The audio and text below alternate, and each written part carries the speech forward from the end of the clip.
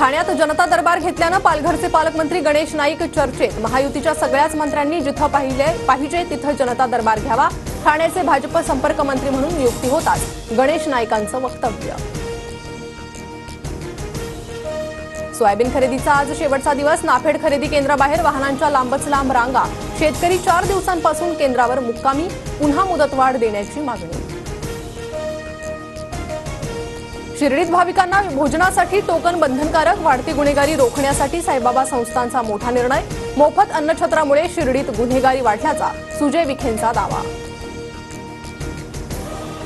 कल्याण कोळसेवाडी अत्याचार आणि हत्या प्रकरण। आरोपींविरोधात येत्या आठवडाभरात आरोपपत्र दाखल करणार। खटला जलदगती न्यायालयात चालवून कठोरात कठोर शिक्षा होईल। या दृष्टीनं तपास पूर्ण। पोलीस उपायुक्त अतुल झेंडे यांची माहिती। राज्यातील जीबीएस आजाराचा वाढता प्रादुर्भाव। रुग्णसंख्या 170 वर। बाधितांपैकी 109 जणांवर रुग्णालयात उपचार सुरू। 61 रुग्ण आयसीयूत, 20 व्हेंटिलेटरवर, तर आतापर्यंत 5 जणांचा मृत्यू झाल्याची माहिती।